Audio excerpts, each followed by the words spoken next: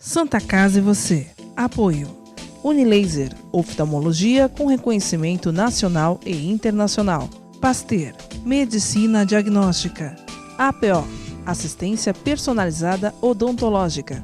Plano de Saúde Santa Casa, o melhor atendimento em plano de saúde. Hospital de Olhos Grotoni, referência em oftalmologia. Crismed, compromisso com a saúde. Multimagem, diagnóstico por imagem. E Anjo Corpore, Instituto de Medicina Cardiovascular. Pasteur, medicina diagnóstica, o primeiro e mais tradicional laboratório da cidade de Santos. O Pasteur Medicina Diagnóstica possui uma unidade de imagem que oferece exames de ressonância magnética, tomografia computadorizada e o primeiro PET-CT da Baixada Santista. Disponibilizamos serviços de coleta móvel, medicina ocupacional e um serviço exclusivo de drive-thru coleta, distribuídas em Santos, São Vicente, Praia Grande, Cubatão e Guarujá. Pasteur, mais completo ainda.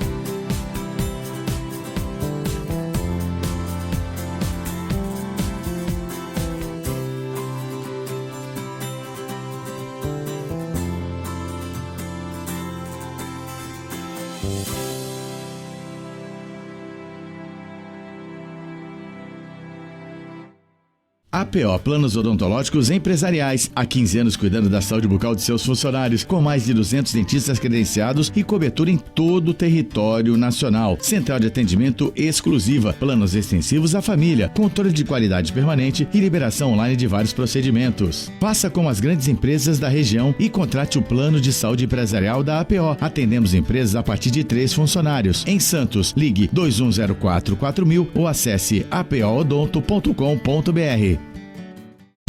Com o objetivo de atender cada vez melhor, o Plano de Saúde Santa Casa oferece a você e a sua família uma ampla rede de atendimento em Santos, São Vicente, Praia Grande, Cubatão e Guarujá.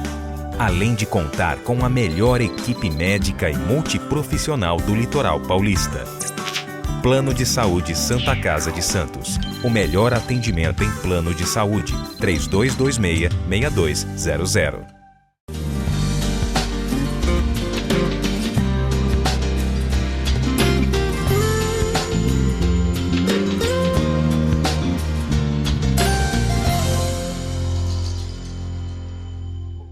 Olá, telespectador, boa noite. Já está no ar Santa Casa e você, informação saudável na sua telinha. Hoje nós recebemos nos nossos estúdios a chefe do setor de coloproctologia da Santa Casa de Santos, doutora Kátia Guenaga. Boa noite, doutora. Boa noite, Hugo. Prazer tê-la aqui nos nossos estúdios. Prazer é meu, eu agradeço o convite. Muito obrigada. No nosso programa hoje, eu vou pedir para a senhora explicar as variáveis em que o proctologista atua. Primeira pergunta, o que faz um médico proctologista? Porque muita gente confunde proctologista com urologista. Eu queria que a senhora explicasse essa grande diferença, por favor. Isso é verdade. A proctologia, ela trata das doenças do canal anal e do reto baixo, né?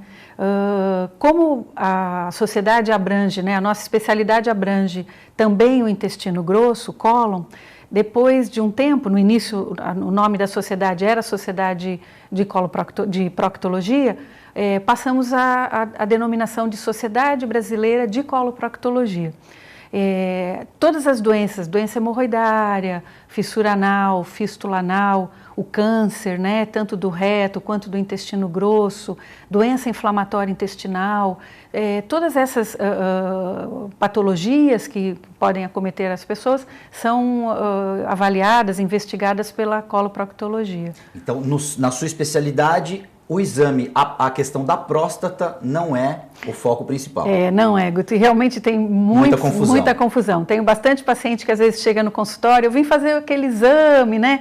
E a gente fica numa situação desconfortável, às vezes, porque o paciente demora, às vezes, para passar em consulta, e quando chega não é com a especialidade, é o urologista, que é o especialista para avaliação da próstata e todas as doenças da próstata e da bexiga, né, do aparelho urinário, ele que é o responsável. Você citou as doenças, as patologias que acometem essa região do nosso corpo. O câncer hoje é a doença que mais preocupa dentro da sua especialidade? O câncer do cólon e o câncer do reto? O câncer de cólon e reto tem aumentado bastante a sua incidência. Tem uma estimativa do Instituto Nacional do Câncer agora para 2016 de que aproximadamente 16 mil pessoas vão ser casos novos da doença em homens, em torno de 17 mil as mulheres. Tem aumentado um pouquinho a incidência na mulher. No estado de São Paulo é o terceiro câncer, né? Só perde para o de mama na mulher, o de próstata no homem, né? E o de pulmão, que ainda tem um índice mais elevado. Mas nós já estamos chegando, infelizmente, né? Estamos chegando ao índice de câncer de pulmão quase ultrapassando na sua incidência. E por que as pessoas são acometidas por essa doença e os índices estão crescendo, como a senhora falou? Existe até uma confusão muito grande na população, né, e é natural, que o câncer de cólon e reto, a maior incidência dele está relacionada à história familiar. Não é verdade. 75% dos doentes que têm câncer coloretal, eles são o primeiro da família. Então, não há uma história genética no caso. A teoria mais aceita, uma das teorias mais aceitas no aparecimento da doença, está relacionada à alimentação e ao estilo de vida. Isso, né? Que eu ia te perguntar. A alimentação e o nosso estilo de vida, com esse estresse da vida moderna, é que contribui? Que contribui. Tem um trabalho que não foi muito creditado na literatura, mas ele sinalizou um pouco, que mostrou a incidência de câncer de reto em pessoas que faziam atividade física em excesso. Né? Então, assim, existe uma vontade grande na literatura de tentar buscar efetivamente o que é que causa o câncer coloretal. A gente sabe que a baixa ingesta de líquidos, a baixa ingesta de fibras, esses parece ser um dos motivos principais. A grande ingesta de carne vermelha, bebida alcoólica, fumo, estariam então ligados à maior incidência da doença. Um conjunto de fatores. Isso. Esse câncer no cólon, ele pode ser uma consequência de algum problema, por exemplo, intestinal, um pouco mais em cima, e ele tem uma consequência embaixo, ou não tem nada a ver? Então, as doenças intestinais, a doença intestinal que pode levar a um câncer de cólon ou reto, são as doenças inflamatórias intestinais. Como o Brasil está se tornando um país desenvolvido, né, teoricamente, essa doença, que é a doença de Crohn e a retocolite, tem aumentado a sua incidência no nosso meio. Hoje sabemos que pacientes que são portadores de retocolite ou doença de Crohn por mais de 10 anos, e hoje as pessoas têm essa sobrevida, antigamente tinham complicações da doença e faleciam, mas hoje essas pessoas chegam há muito tempo em razão do tratamento efetivo que se tem, eles têm uma tendência a ter a doença 6 vezes maior do que a população normal, né? Então, pessoas que tenham com mais de 10 anos uma doença de Crohn, uma retocolite, a gente tem que manter uma investigação mais próxima, uma observação mais próxima para evitar isso. Já que você falou que não se tem ainda uma comprovação científica das origens do câncer, especificamente do câncer, o ideal então é se ter uma dieta rica em fibras. Comer pão, frutas, faz parte da lição de casa, digamos assim. Isso. O costume de se comer bem, ele não garante vamos dizer assim, que a pessoa não tem essa doença, mas ela vai reduzir muito a chance dessa pessoa, já que você falou que que não foi ainda detectado uma herança genética nessa doença. Isso. Então, fast food, sanduíche, condimento, mostarda, ketchup, maionese, molho inglês, shoyu da comida japonesa. Isso. A gente tem que tomar cuidado com isso. Isso. Tudo, a gente sempre fala que a medicina é um bom senso, né? Principalmente, é conhecimento, mas bastante bom senso. Então, assim, não que a pessoa nunca vá poder ir num McDonald's, né? Poder comer uma comida japonesa, mas que tenha uma dieta adequada, né, uma dieta balanceada, onde no dia a dia tem uma boa quantidade de fibra, o líquido é muito essencial, a água, não temos quase hábito de ingerir água, né, isso ajuda muito na formação do bolo fecal e principalmente na velocidade do trânsito intestinal. Porque o que parece, o que mais as teorias mais confirmam é que a permanência do alimento, a permanência da toxina do alimento em contato com a parede do intestino é que vai desencadear essa mutação do gen, mutação na parede do cólon, alteração do gen e a formação e o câncer. A gente já sabe muito bem como é que começa, como é que tem o que acontece na primeira alteração do gen até a transformação no câncer, que é o adenocarcinoma. Essa sequência já está muito bem estudada na literatura. Ainda não se tem a dúvida do o que causa essa alteração, né? E em quanto tempo isso vai desenvolver. Hoje, o que se tem de guideline, indicação, não só da Sociedade Brasileira de Coloproctologia, mas do mundo inteiro, é que quando fazemos 50 anos, nós iniciamos o nosso risco médio para câncer coloretal. Até os 50 anos, se não temos história familiar, somos pessoas que provavelmente estamos isentas de câncer coloretal. Claro, existem exceções, às vezes a gente faz exames em pacientes mais jovens e que a doença está presente, mas na média, quase sua totalidade, os 50 anos é a idade-chave para você começar então um rastreamento, que é uma investigação de um provável câncer coloretal. Perfeito. Programa Santa Casa, e você vai fazer um rápido intervalo, nós já voltamos. Pasteur, Medicina Diagnóstica, o primeiro e mais tradicional laboratório da cidade de Santos. O Pasteur Medicina Diagnóstica possui uma unidade de imagem que oferece exames de ressonância magnética, tomografia computadorizada e o primeiro PET-CT da Baixada Santista. Disponibilizamos serviços de coleta móvel, medicina ocupacional e o serviço exclusivo de Drive-Thru Coleta, distribuídas em Santos, São Vicente, Praia Grande, Cubatão e Guarujá. Pasteur, mais completo ainda.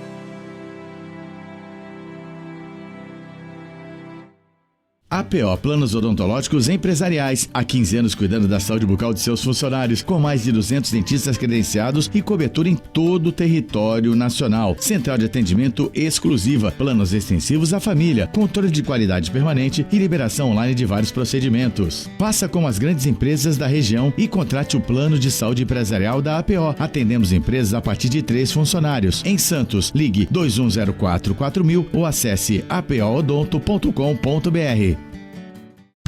Com o objetivo de atender cada vez melhor, o Plano de Saúde Santa Casa oferece a você e a sua família uma ampla rede de atendimento em Santos, São Vicente, Praia Grande, Cubatão e Guarujá. Além de contar com a melhor equipe médica e multiprofissional do litoral paulista. Plano de Saúde Santa Casa de Santos. O melhor atendimento em plano de saúde. 3226-6200.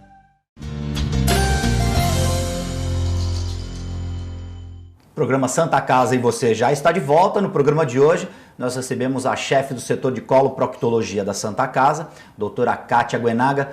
Doutora, nesse segundo bloco, eu queria abordar uma questão até cultural, principalmente envolvendo homens e mulheres.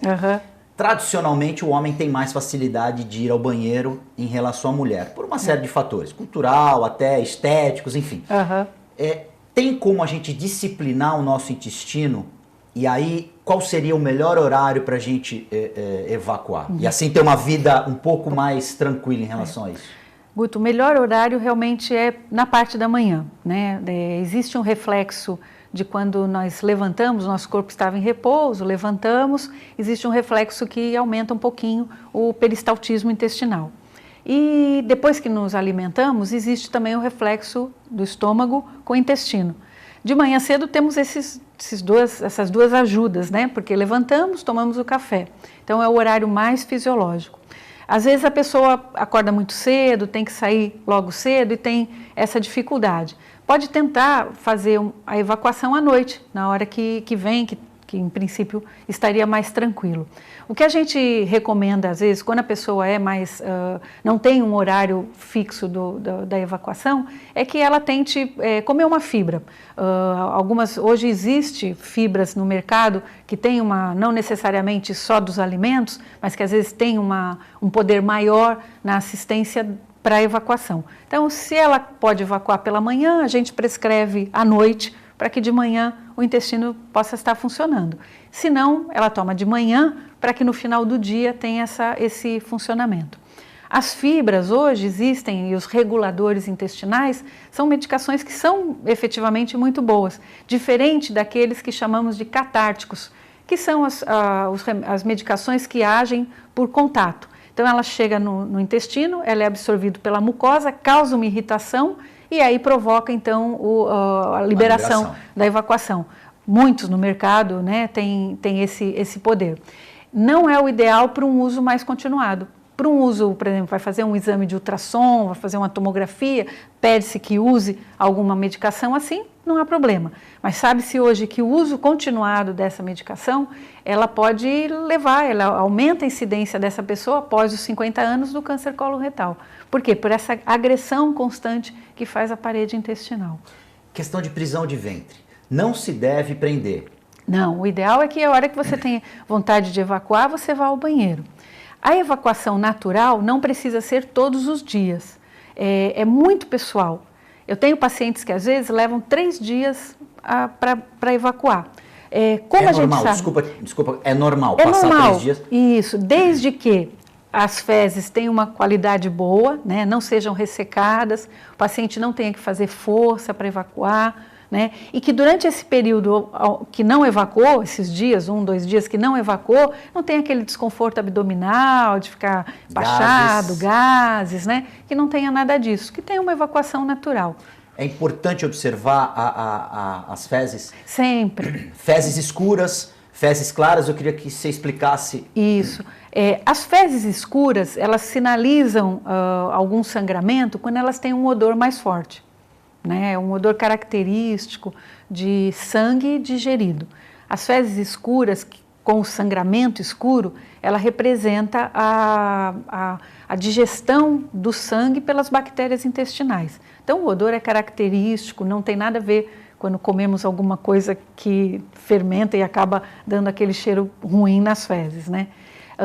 E as fezes mais claras, às vezes elas estão relacionadas a alguma patologia do fígado, do trato biliar, né?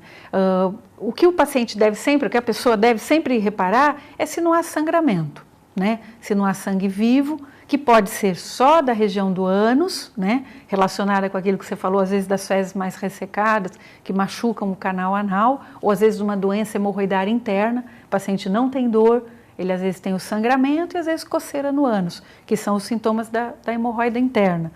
Mas externamente isso não aparece, então ele não sabe que tem esse problema. Isso, acaba não sinalizando, porque externamente não tem nenhum sintoma, nenhuma lesão, não sente nada, né? Então, nesse caso, vale a pena procurar o médico. A exemplo do que a gente tem em várias especialidades, você falou de 50 anos. Uhum. É a data limite para as pessoas procurarem um proctologista e fazer esse check-up. Isso. Recomenda-se no mundo todo uma colonoscopia aos 50 anos.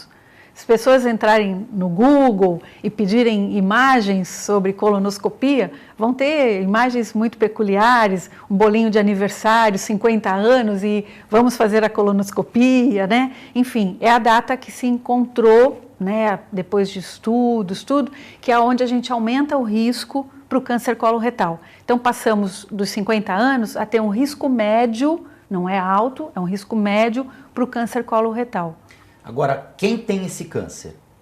Os filhos dessa pessoa tem mais possibilidade de ter a doença ou não tem nenhuma relação comprovadamente, cientificamente comprovada? Então, depois dos 50 anos, já não se considera como um caráter familiar, a não ser que a pessoa tenha 2 parentes de primeiro grau com câncer coloretal depois dos 50 anos. Então, meu pai e minha mãe tiveram câncer de cólon ou reto com 60 anos, com 70 anos. Os 2 tiveram. Então, eu passo a ser um risco maior. Aí, o ideal é que se faça a colonoscopia com 40 anos.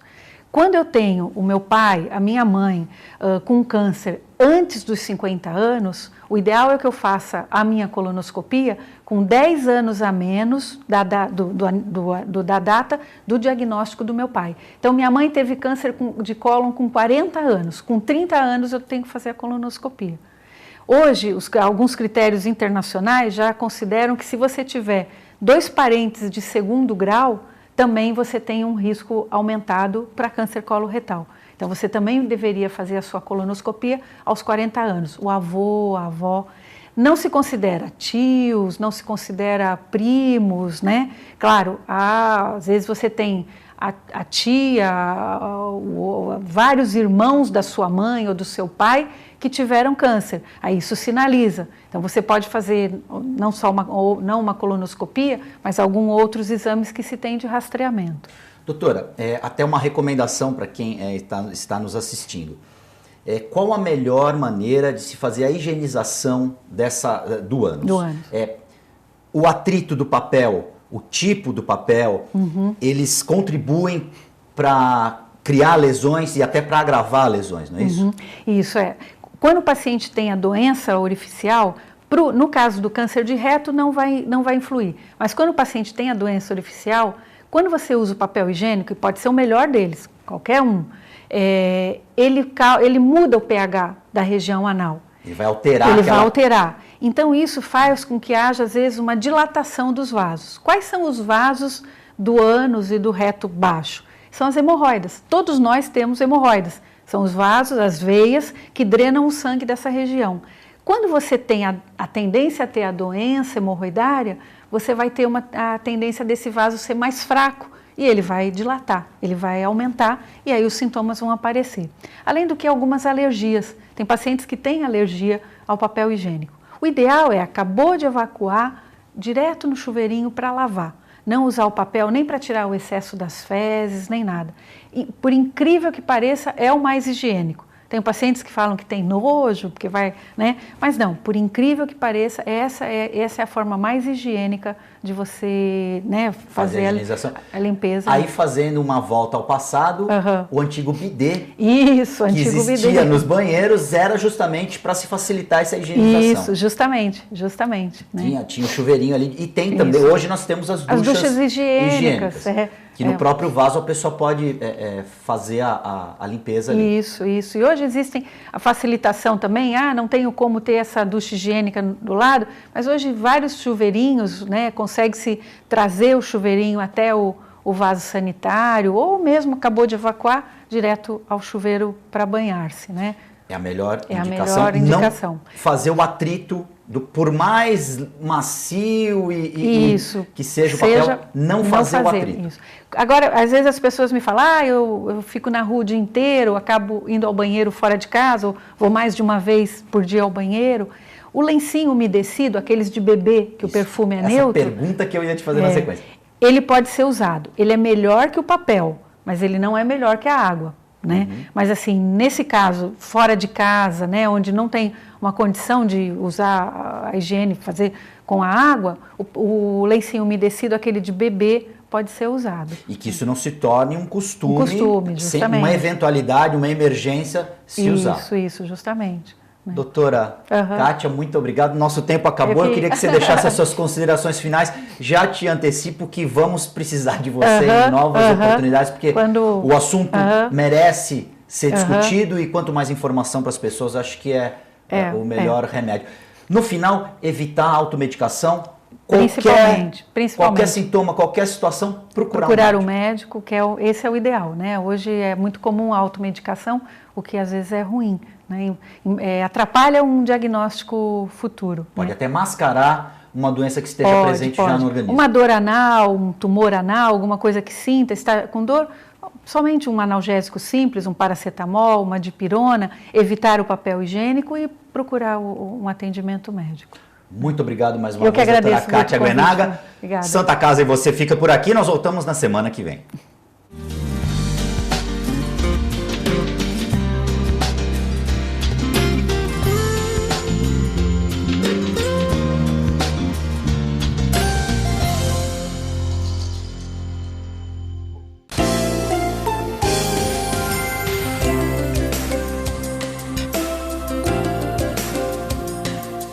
Santa Casa e você. Apoio.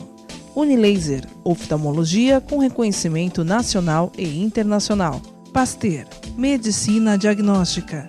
APO, assistência personalizada odontológica. Plano de Saúde Santa Casa, o melhor atendimento em plano de saúde. Hospital de Olhos Grotoni, referência em oftalmologia. CrisMed, compromisso com a saúde. Multimagem, diagnóstico por imagem. E Anjo Corpore, Instituto de Medicina Cardiovascular.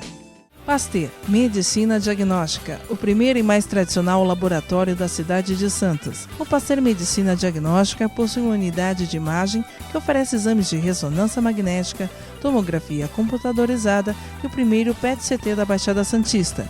Disponibilizamos serviços de coleta móvel, medicina ocupacional e um serviço exclusivo de drive-thru coleta, distribuídas em Santos, São Vicente, Praia Grande, Cubatão e Guarujá.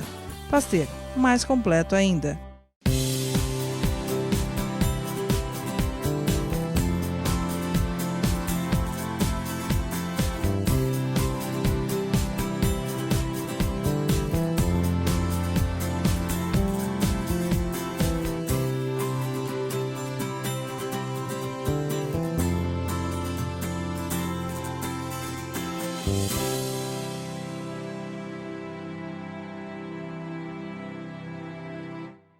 APO Planos Odontológicos Empresariais. Há 15 anos cuidando da saúde bucal de seus funcionários, com mais de 200 dentistas credenciados e cobertura em todo o território nacional. Central de atendimento exclusiva, planos extensivos à família, controle de qualidade permanente e liberação online de vários procedimentos. Faça como as grandes empresas da região e contrate o plano de saúde empresarial da APO. Atendemos empresas a partir de 3 funcionários. Em Santos, ligue 2104-4000 ou acesse apoodonto.com.br. Com o objetivo de atender cada vez melhor, o Plano de Saúde Santa Casa oferece a você e a sua família uma ampla rede de atendimento em Santos, São Vicente, Praia Grande, Cubatão e Guarujá. Além de contar com a melhor equipe médica e multiprofissional do litoral paulista. Plano de Saúde Santa Casa de Santos. O melhor atendimento em plano de saúde. 3226-6200.